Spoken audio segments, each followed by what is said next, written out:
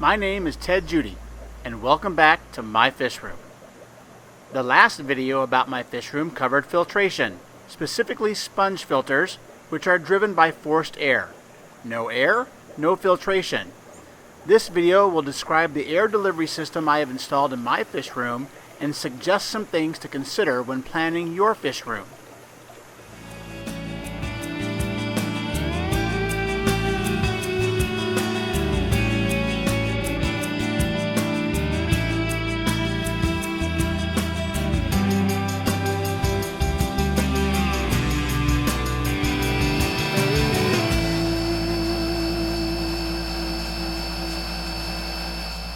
The heart of the air system is the air pump itself, or in my case, the regenerative blower.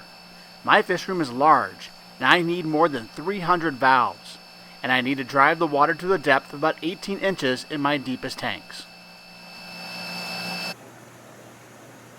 My fish room is also just under 1,400 square feet, and the distance between the pump and the furthest tanks can be as far as 40 feet. That is a lot of area to cover, and a lot of air to push, so a blower is the best option for me. A regenerative blower pushes a lot of air with relatively little pressure. The goal is to build a system of pipes into which the blower will push the air, and then bleed the air that you need out of the pipes. The system is based on positive pressure, all the air moving in one direction.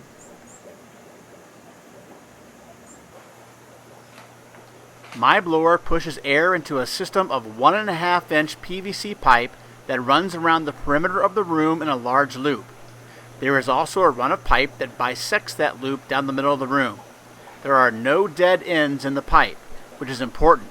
A dead end will cause air pressure in the loop to be uneven, and the tanks furthest from the pump will get less air.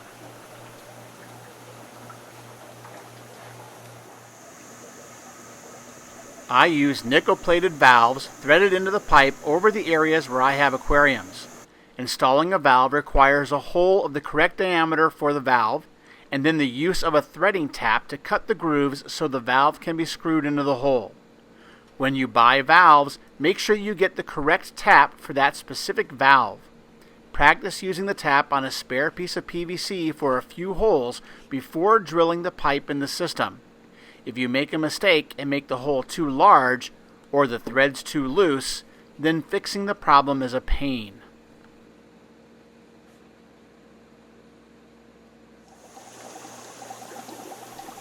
My system has many more valves than I have tanks in a given area, because there is always a need to add some air or a second filter here and there. A valve that is not in use can be turned off, or can be left open to help bleed air out of the system if needed. This is a bleed valve with a muffler. The muffler is necessary because the air rushing out of the system can be quite loud.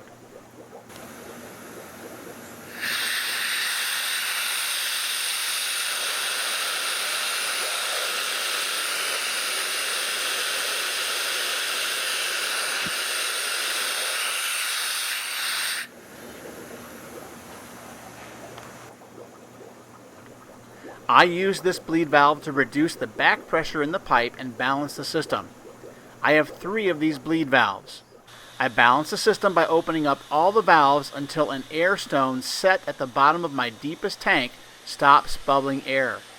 This tells me that there is not enough pressure in the pipe.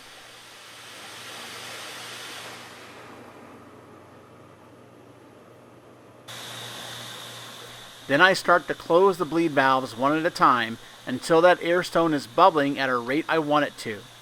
At that point, the system is balanced. There is just enough back pressure to keep all the filters running with very minimal back pressure on the pump.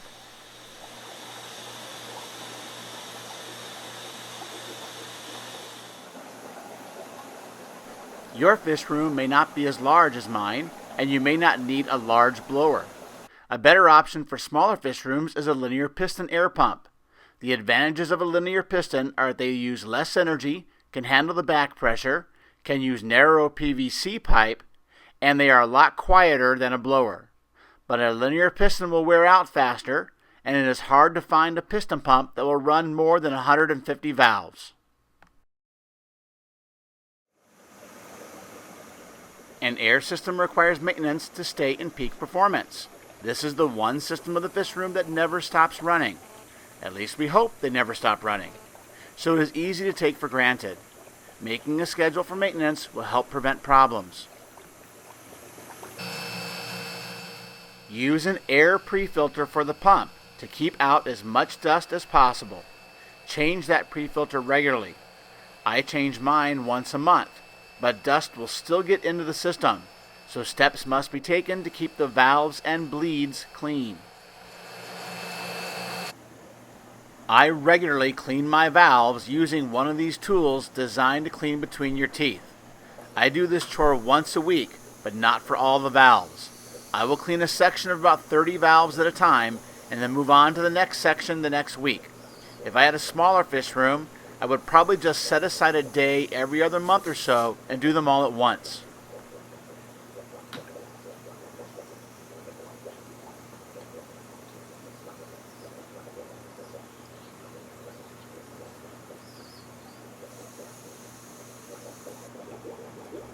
The mufflers on the bleed valves also get clogged with debris, and I have found they are very hard to clean, so I just replace them once every 6 months.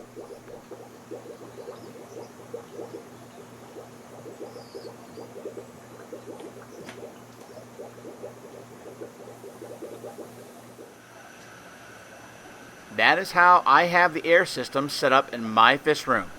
Here are a few suggestions and reminders to consider when designing the system for your fish room. Plan ahead for some growth in your fish room. 25 valves today might be enough, but tomorrow you may need 50 or more. Make the pipe loop as large as the fish room might someday become. There is no real disadvantage to having half the loop with no valves, but expanding the loop later will be more of a hassle than building it larger from the start. Choose a valve size and buy a lot of them, and get the correct tap to go with the valve. Having to buy a new tap because you cannot find the right size valve when you need it is very annoying. Keep your air delivery system clean by changing the filters often and cleaning out the valves on a regular basis. The air delivery system for your fish room is what is driving the filtration, so it is very important. Set it up correctly from the beginning and keep it in good condition. Making that effort will prevent a lot of headaches down the road. Thank you for visiting Ted's Fish Room.